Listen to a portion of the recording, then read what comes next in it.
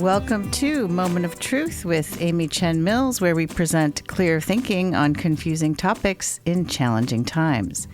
And this is Amy Chen Mills. A few weeks ago, we broadcasted an in-depth interview with a psychologist and a pioneer in what is called Three Principles Psychology, Dr. George Pransky.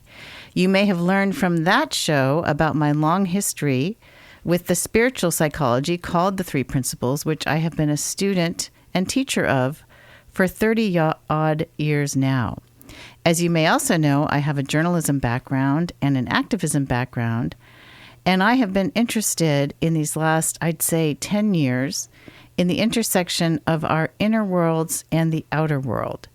How do our inner worlds affect the outer world, and how can we interact with the outer world in a way that we can remain grounded, especially at this incredibly challenging and painful time in the United States and around the globe in terms of climate and ecology. And so we've been doing shows on the Moment of Truth program. We broadcast every first and third Monday at 6 p.m. We've been doing shows with our whole team, and that's Nyanko and Mei Ling and Todd Zimmerman and Joy Schendeldecker. We have been focused on both bringing you news and information that we think is really important for residents and citizens to know and understand in their voting and in terms of how they might want to act. But at the same time, we've been bringing shows to you with Starhawk and with Sherry Mitchell about our resiliency and our states of mind. And that was the show also with George Pransky. That was the theme. And so I got this audio recording from George. He graciously said that we could air it on this program. This is an exclusive public broadcast of this particular audio file that I'm going to play for you tonight. And it's called Busy Mind. And the reason I want to play this is because when I listen to it, there's a point at which George Pransky says, all the problems are related to a busy mind or to the use of the mind, all the problems of the world. And I think that's true. I really think that we have to look at our systems, our economic systems, our political systems, what's working, what's absolutely not working. And we have to understand that the systems were created by human beings and that human beings, with all of their insecurities and greed and, looking for something outside of themselves to make them happy, or looking for excitement all the time, looking for influence, looking for power, that really, I think that humans, whatever system that they're in, if they still have this kind of thinking, will exploit that system for selfish ends, and we'll be back in the same boat. Now, I know a lot of people out there have been working on themselves and meditating and this and that, so I don't think this is big news for everybody, but I wanted to play this Busy Mind audio, and I'm going to introduce segments of it and maybe talk a little bit about what was said, but mostly we're going to be listening. And at the end of the show, you're welcome to call in, ask questions, or make comments. And I do want to say before we start that this recording is exclusive to the Moment of Truth program as a public broadcast, and you can find out more about it at PranskyandAssociates.com. There is another Busy Mind Part 2 and other audio files there. And in this particular first part of Busy Mind, Dr. Pransky, Dr. George Pransky, addresses you directly as someone who might have a busy mind, which we all do from time to time.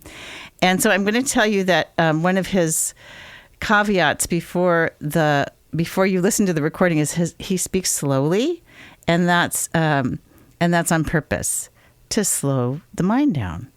So your mind might actually race ahead a little bit as you're listening, and you might have to pause for a minute and get present to listen again. And I also should introduce George Pransky again. He is a founding professional of the Three Principles of Mind, Thought, and Consciousness. For almost 50 years, he has shared this understanding with individuals, couples, businesses, and colleagues, helping them realize new possibilities in their lives and work. He is the author of several books, including The Relationship Handbook, The Secret to Mental Health, and Unbreak Your Heart, and has created over 60 audio recordings. His unique perspective on human interaction has earned him national recognition as a speaker and thought leader.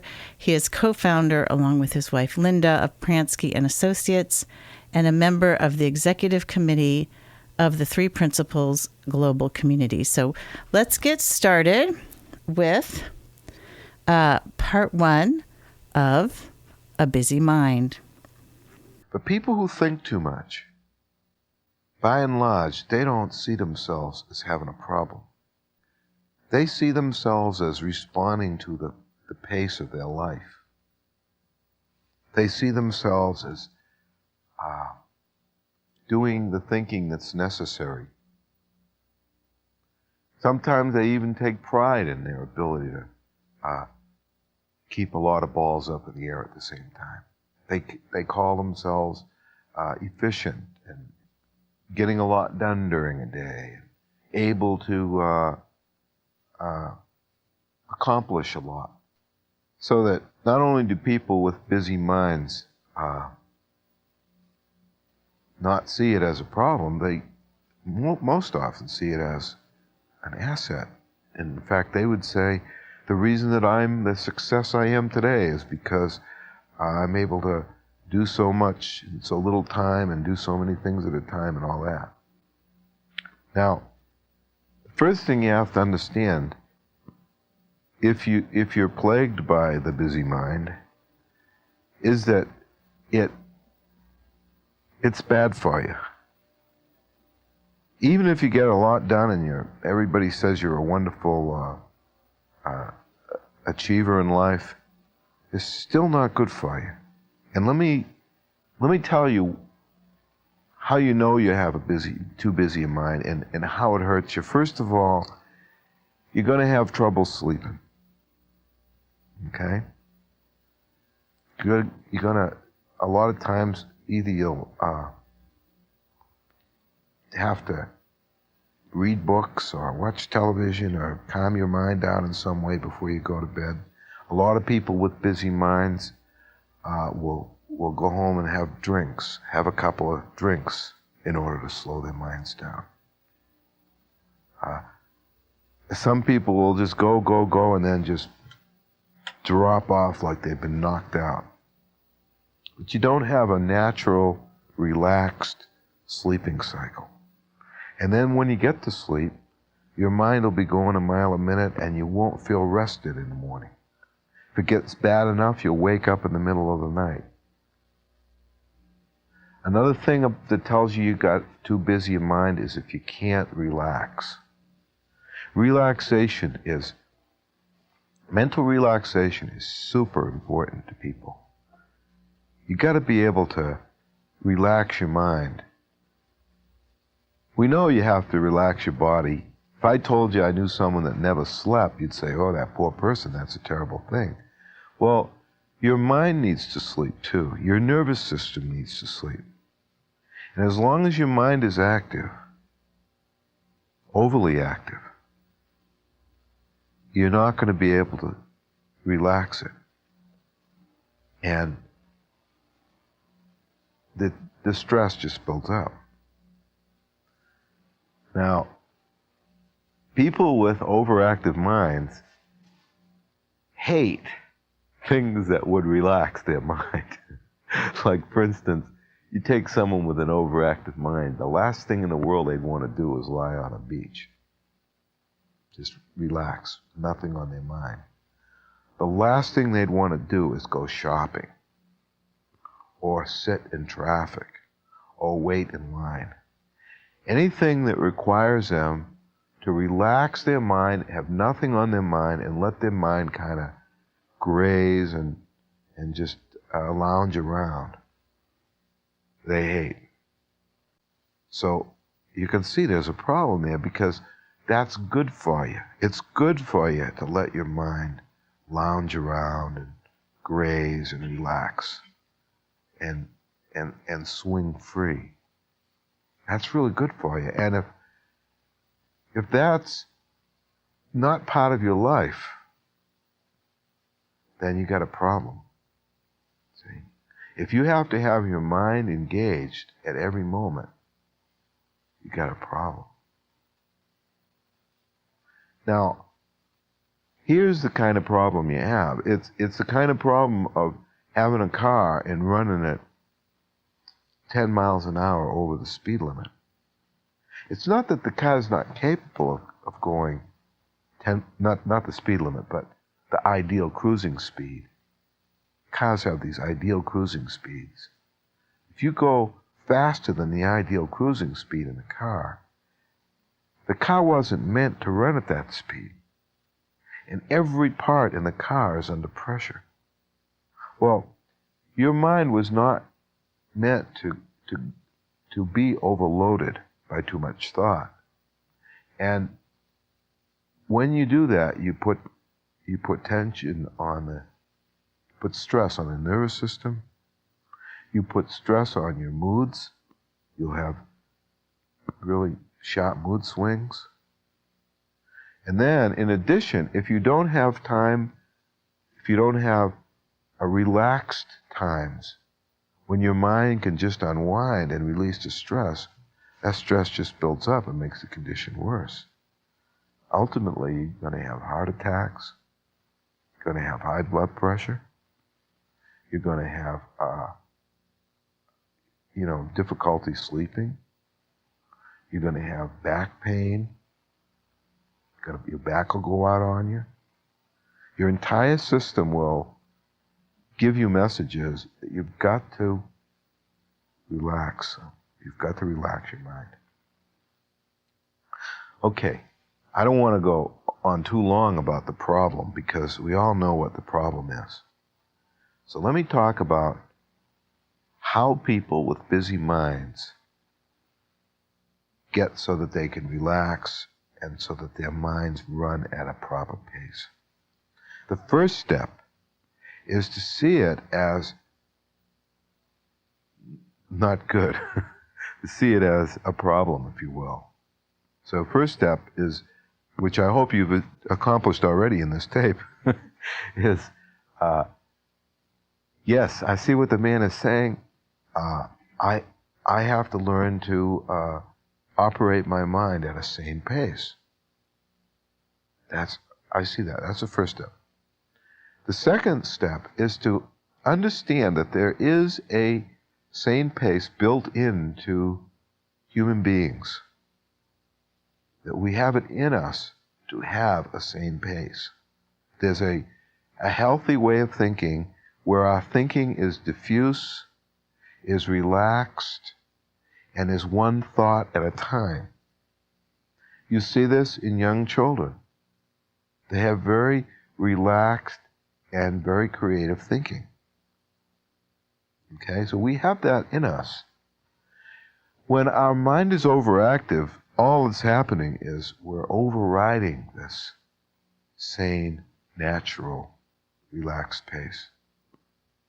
We're overriding it. We're forcing our mind to think at an unnatural pace. And here's how it happens. Like, I can use myself as an example. I'll wake up in the morning and my thinking is relaxed and healthy, all right? And in that thinking mode, my thoughts are kind of like cafeteria trays. You pick up one and another one pops up. So I have my things I want to accomplish during the day. And, I start the first one, and then I do the second one. So my first one maybe is making a fire, because we have wood heating in our house. And then I go and I let the cat out from downstairs. And then I have a couple of telephone calls to make on the East Coast, so I make those. Okay. At some point, I fill my head up with my schedule. And I think about all the things I have to do in the day. And then I begin to think about, boy, am I going to get it all done? And I go into what you might call a state of pressure, a state of stress. And in that state of stress, instead of having an orderly, one thing at a time thought process, I have more like a mix master. I have everything in my head that I got to do, and I'm trying to get it all, do 2 things at a time, and try to, and I work myself up into a state of hype, you might call it. Now that's how my mind gets overactive. I go from the healthy one thing at a time into this state of stress. Now all it is with me is just a habit. That's all. Just a habit. It's not in my genes or, programmed in. It's just a habit. KSQD thanks GPI Builders for supporting this program. GPI Builders is a locally owned and operated full-service construction company with more than 10 years of experience and expertise. GPI Builders specializes in home additions, ADUs, and residential remodels throughout the Bay Area. For more information, 1-800-916-8343 or gpibuilders.com. Thank you, GPI Builders, for supporting community radio, K-Squid. And you are listening to Moment of Truth with Amy Chen Mills on K-Squid at 89.5, 89.7, and 90.7 FM throughout the California Central Coast, KSQD in Santa Cruz, and KSQT in Prunedale. We are listening to a special audio file that was loaned to the Moment of Truth program for its first public broadcast called Busy Mind by Dr. George Pransky, who's written several books, including The Relationship Handbook, The Secret to Mental Health, and Unbreak Your Heart. We interviewed him a couple weeks ago. You can find that interview in past shows, and we will also include it in our show notes for this episode. And we're going to continue with A Busy Mind Part 2. And just to let you know where we ended, George Pransky was talking about how he realizes he gets revved up during the day when all of his to-do list items start to pile up into a mess in his own head. And this is how he slows himself down. And when I realized that, I've gotten stepped up here, I'm running scared a little. I'm pushing it.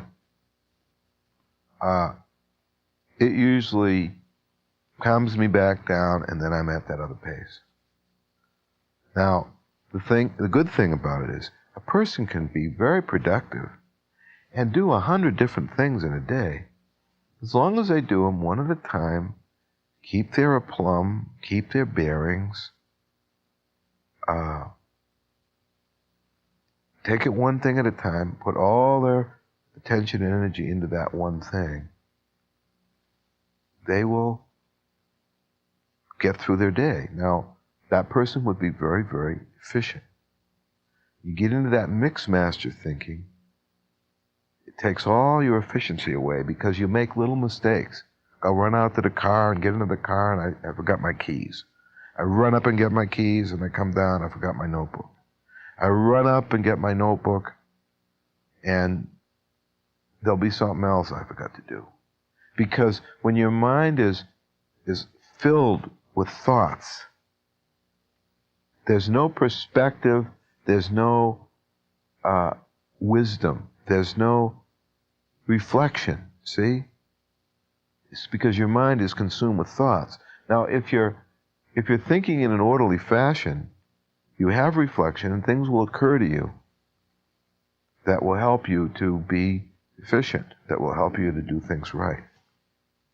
So my point that I'm making right now is that this sane, healthy functioning, this calmed mind, is not necessarily, it's not a mind at rest. It's a mind geared to peak performance. That peak performance comes from profound, smart, orderly thinking. It doesn't come from frenetic, mix master thinking. So that's the first thing you have to realize, is that if you can stay in a stable,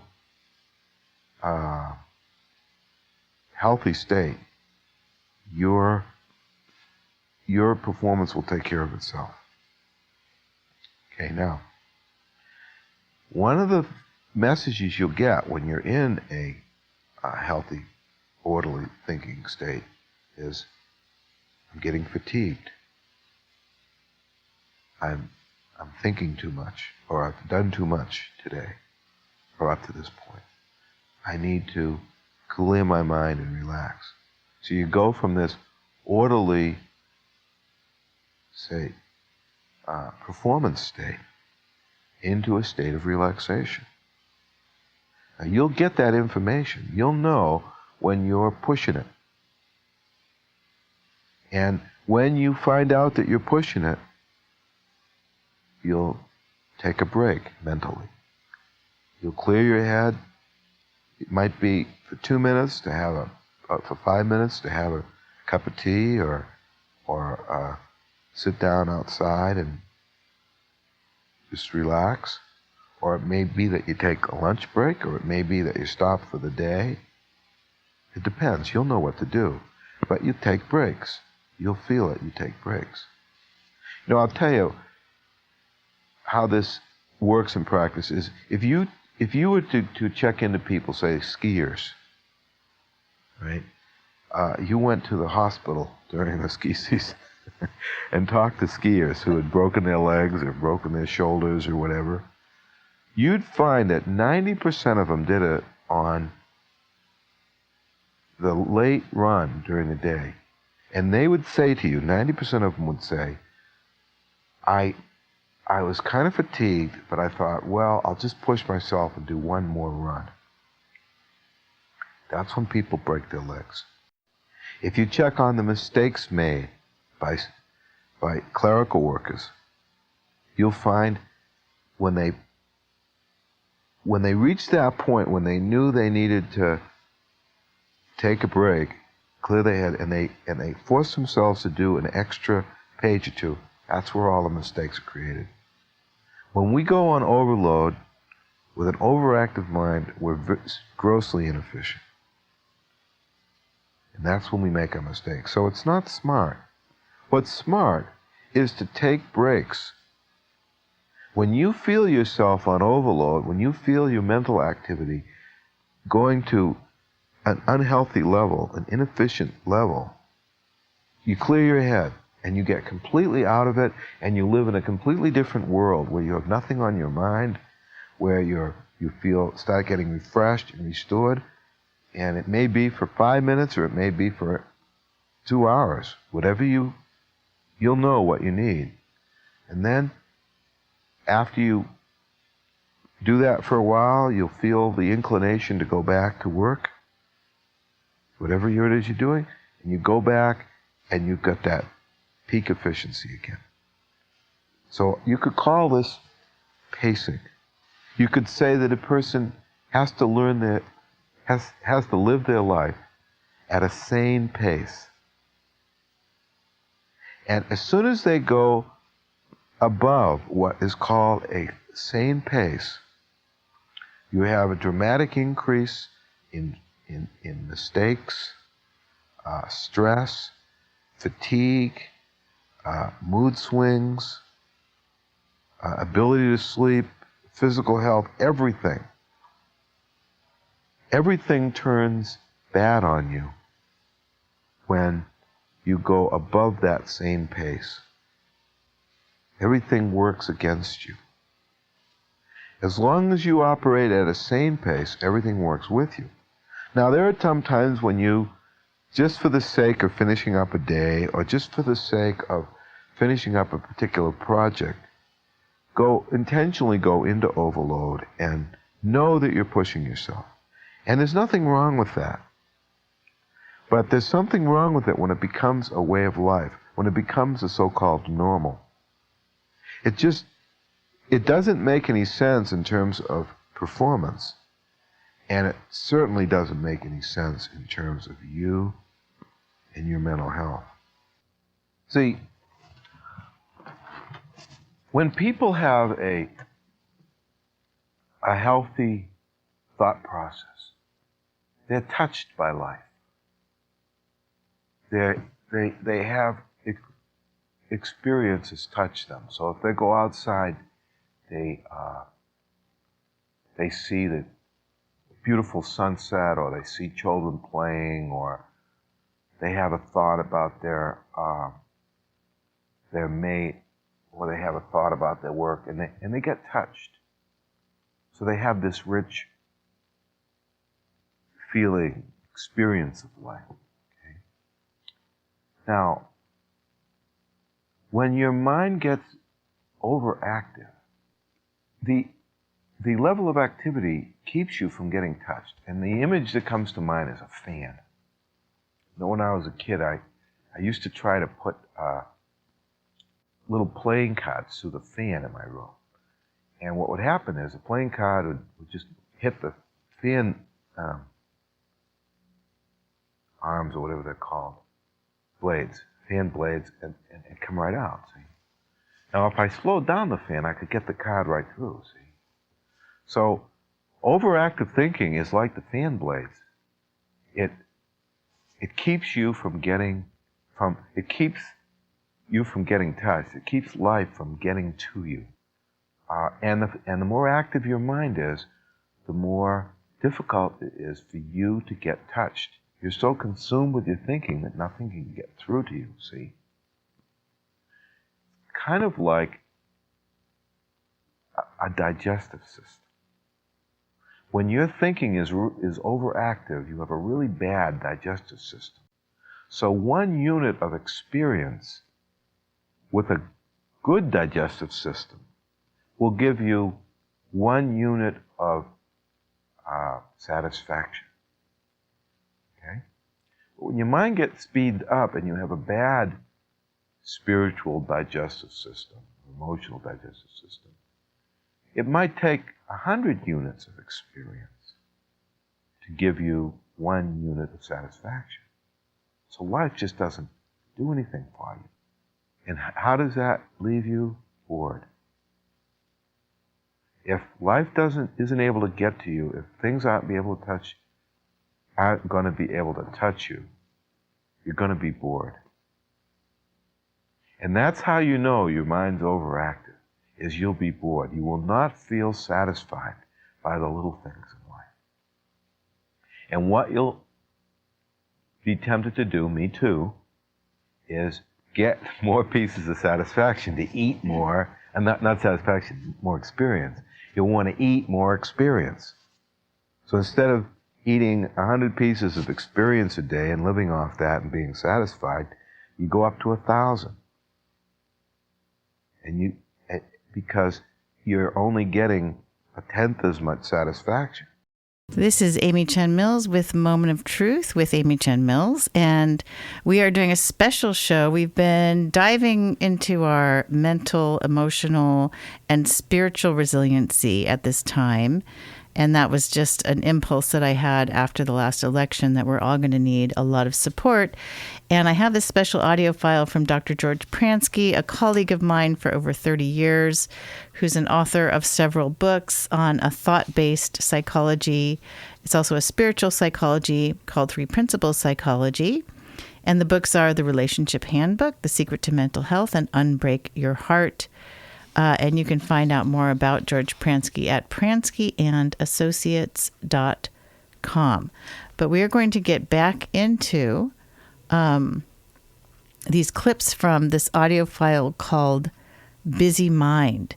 And it really struck me when I first heard these audio clips.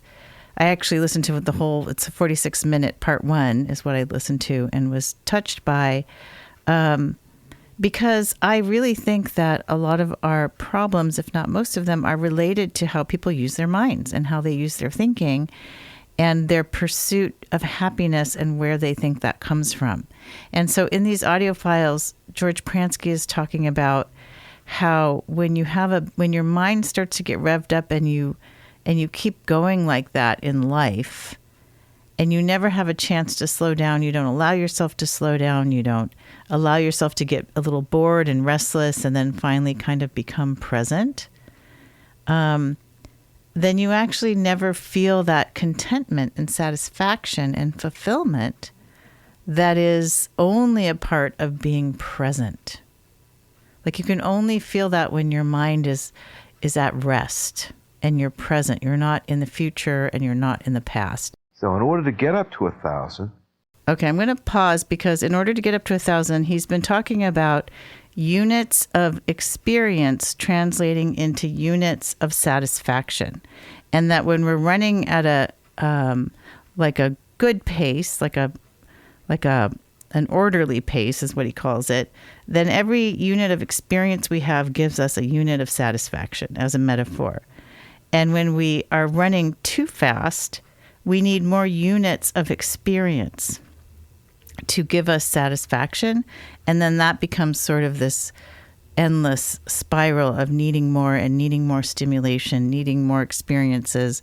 And I'm thinking of some of the folks who've been trying to run our government lately, like where they're at mentally. So maybe they'll listen to this.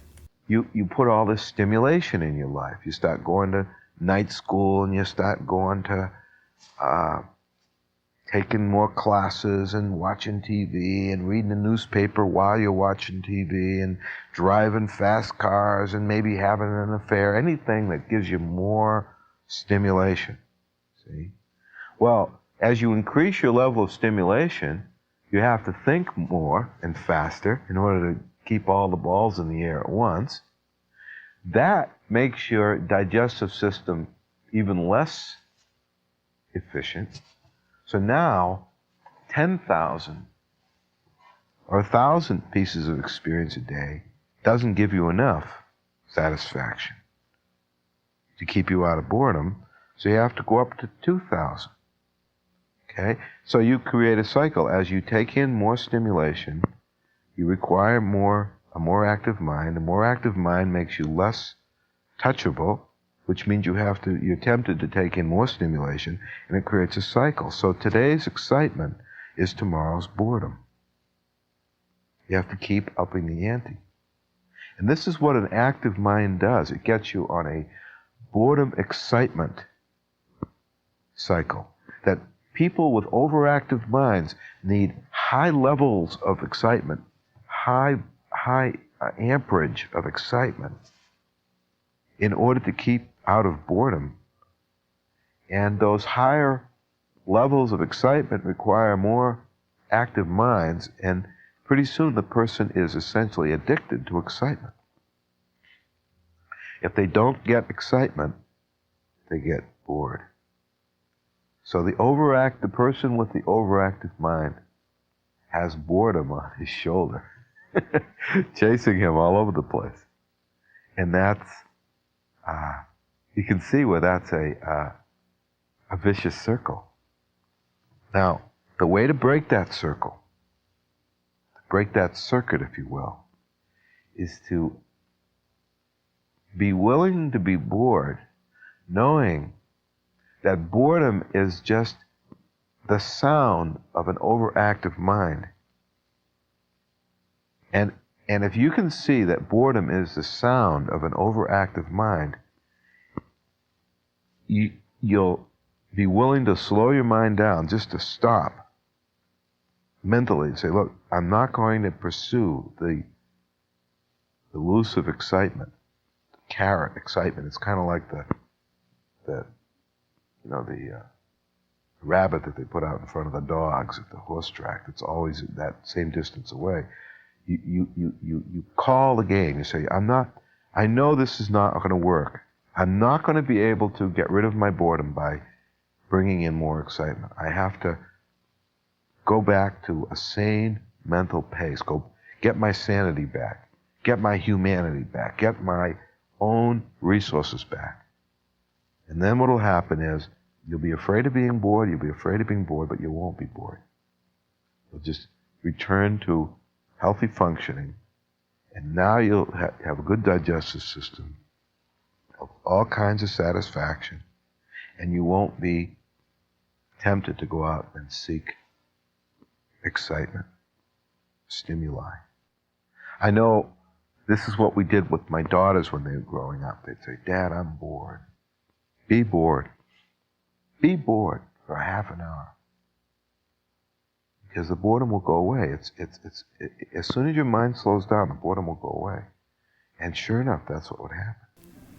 Hi, you're listening to Moment of Truth with Amy Chen Mills, and in particular, you are listening to Dr. George Pransky and a special audio file that he has shared with us to share with you called Busy Mind. We're going to go to the final clip, and I hope you enjoy this. I hope you've enjoyed it. I hope it's got you thinking a little bit. I think about all the power players out there who really need to slow down. We probably all need to slow down. I feel like if we all slowed down, things would be a lot better. And actually, I think George Pransky talks about this in the final clip. And this is the way we were meant to live as human beings. We were meant to live with the nice, satisfying thoughts and feelings that come from the small, ordinary things in life. In healthy functioning, we become easily contented. And that's not only the problem for, that's not only helpful to the individual, but if you think about it, that would solve the world's problems. It would solve the problem of ecology. Ecology, problems of environmental, spoiling the environment, using up resources, is really a busy mind problem. That people, in their attempts to get satisfaction, are consuming way more than they should. They're trying to get 100 times more experiences in life than they need because they're not satisfied. And that's what's spoiling the environment. That's what's causing countries to go to war.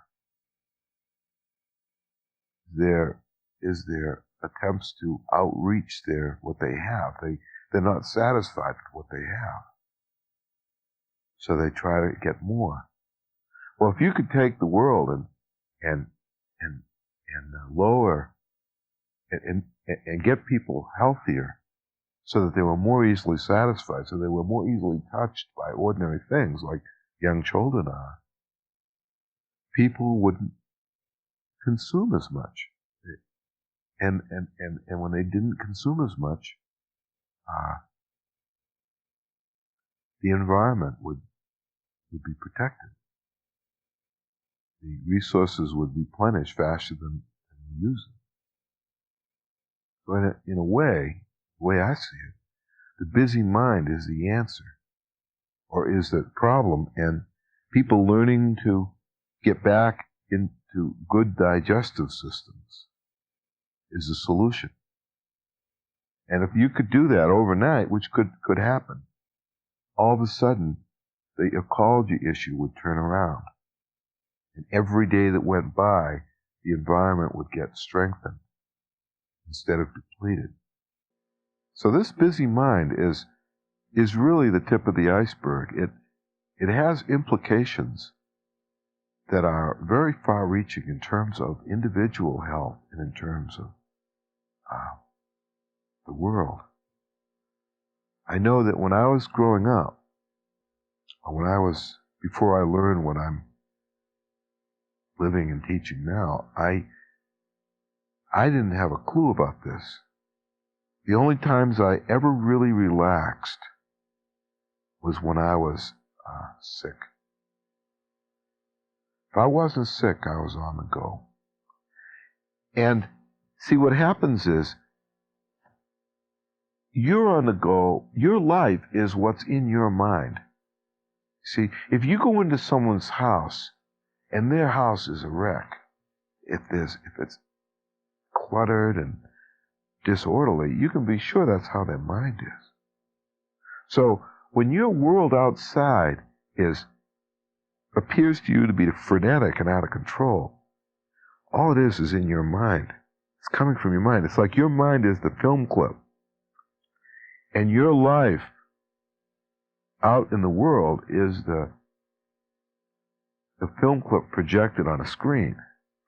So as soon as you quiet down your mind, you're going to find your life to become more orderly. I know I was sitting with this client, this businessman, and he said to me, George, it's just horrible today.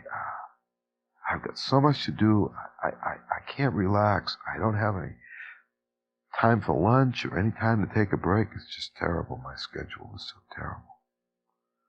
So I was kind of feeling for the guy, and then I heard him pick up the phone. Someone had called him. He said, yeah? 2 o'clock. Oh, okay. All right, well, look, there's no problem, you know. Hung up the phone, picked up the phone, called someone, says, how about 2 o'clock today? The guy said, fine. So then he hangs up the phone and he says, yeah, so wait a second, didn't you just have a cancellation? He said, yeah.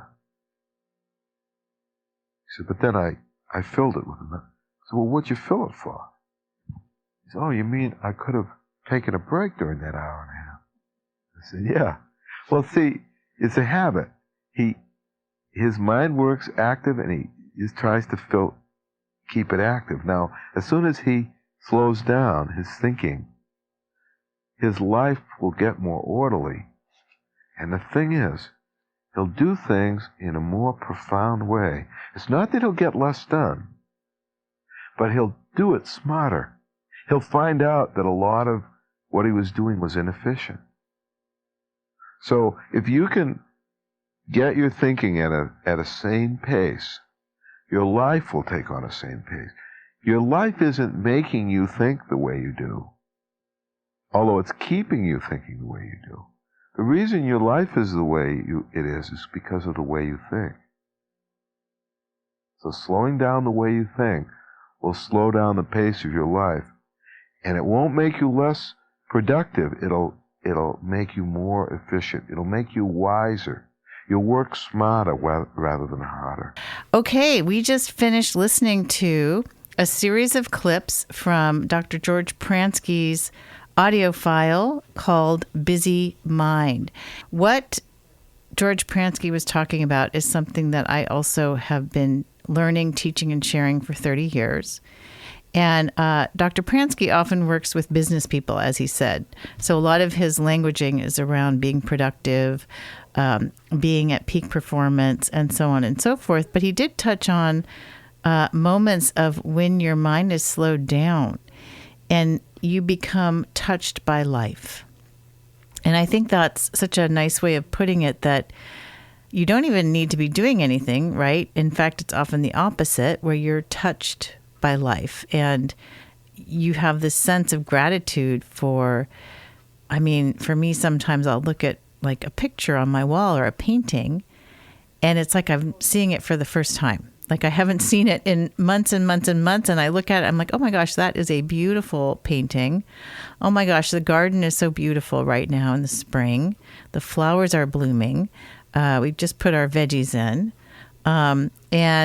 And that is, to me, such an antidote to the situation that we find ourselves in right now in this country. It's been totally chaotic. It's been incredibly depressing. It's been frightening. It's been all of these things. I've been actually in my work starting to do webinars on what I'm calling deep resilience to help people find that sweet spot that is, we can still be grounded and we can still have joy, even though there's so much chaos going on, and we can still go out and help out and activate in ways. I mean, right now I'm getting so many emails that there's like 1,000 ways to activate. So if you're not sure what to do, send me an email at amy@ksqd.org. That's AMI at ksqd.org. And I will send you some links to different organizations that have something going on practically every day. But I think, and this is why I wanted to play this George Pransky audio, that unless the human species learns to be more present and learns to find contentment and learns to find satisfaction and fulfillment in simplicity and in our natural world and in just having enough, right? That is the key to how we can live on this planet together and in a sustainable way. And I really think, I don't know if you agree or disagree with me, but I really think that most people are not sociopathic, are not terribly greedy, are are just hoping to make a living, possibly raise a family or not, or be in a relationship or just live on their own and just have some opportunities to make money, be creative, love others, be entertained a little bit, grow a garden. I really think that's most human beings around the world. And what we're witnessing now is this rise to the top of people who, like George Pransky said, just don't know how to be satisfied. I mean, for Pete's sake, Elon Musk is trying to get to Mars because he's saying that the sun is going to eventually expand and then burn up the earth, which actually will happen. But that's like in 100 million years or something. So what's the rush, right? Like, could we focus on those things that we need to do here on Earth because we have such a beautiful Earth? And I think that Mother Earth is taking care of all of us. And, obviously she's getting tired. She can't do it alone. We need to help her out. And I feel like if we could slow down and really appreciate that, then that would do a world of good. A shift in consciousness overall would do a world of good. And that would begin, I guess, with individuals one by one. And then if we perhaps, this is my hope in these very dark times, if we get to a critical mass, and I'm not just talking about our inner, well-being and our inner sense of presence and contentment and fulfillment, I'm also talking about we can see through, and this is another thing I want to say about being present. When we're present and we're slowed down, that's when we have the insights about what makes sense to do for our lives, and also in our political activity or our volunteering or our mutual aid projects or whatever it is that we're involved with. And I just believe that if we can all get to that point where I don't know if we all ever will, but if many of us, I don't know how many, most of us perhaps can get to that point, then we might see a tipping point where consciousness shifts and all of a sudden it's not cool anymore to be a multi-billionaire trillionaire. In fact, it's becoming less cool daily. By the minute, I would say. And here you look at someone like Elon Musk. I mean, he's literally been taking ketamine, MDMA, according to the New York Times, and psychedelic mushrooms. It seems like almost constantly, at least during the campaign with Donald Trump, just to stay afloat. You know what I'm saying? Like just to manage his thoughts and to be able to get things done. And so when that's happening, that underneath all of that is some deeply distressed and really revved up thinking. I mean, obviously, right? So I think this is the problem with the world. Until we actually learn to manage our thoughts and to find a deeper place of intelligence and responsiveness and compassion and love, which I think actually automatically is there when we do slow our minds down, we're just not going to get too far. And I'm going to keep putting this message out there and all of our other shows on KSQD because even though it feels overwhelming right now, we can only do our best. And we should all just do our best. And who knows which way the winds are going to blow. But if we all just do our best and take care of ourselves, if we need to take care of our own safety and security, I know a lot of people are just dealing with that right now, and I get it.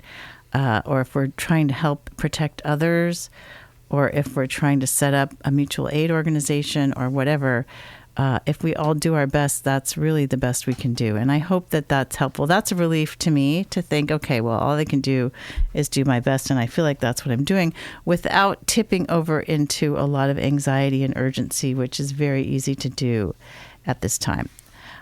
We are getting to the top of the hour, and I just want to thank everybody on my radio show team. But before I do that, I want to say that please, if you listen to this podcast, rate it, like it, share it. That bumps us up in the algorithms. We're on Spotify, we're on Apple, we're on the K-Squid YouTube channel, and all of that helps to get the word out. And we will link to George Pransky's last, the interview that I did with him, the live interview. It was actually a pre-record, but I interviewed him in person. And that is already up in the podcast, on the podcast sites. Moment of Truth gives thanks to our team, Nyanko Nyasu, sound and tech engineer, and our production team, Nyanko, Mei-Ling Obinada, Joy Schendeldecker, and Todd Zimmerman. Todd of Nativeverse Studios created the theme song. Kathy Krizik created our logo. Find our podcast of this show and many others at all of your favorite podcast sites under Moment of Truth with Amy Chen Mills. And please, like I said, like, subscribe, rate, and share our podcast. This really helps spread the good word. Detailed episode notes and links to our sources and further resources are located at our program pages at www.ksqd.org, and then search for Moment of Truth. Thanks to the entire amazing KSQD team, and thank you for tuning in to Moment of Truth. Please contact us at Amy, AMI, at ksqd.org with questions or comments. And remember, if we don't use our democracy, we lose our democracy. Let's get out there, folks.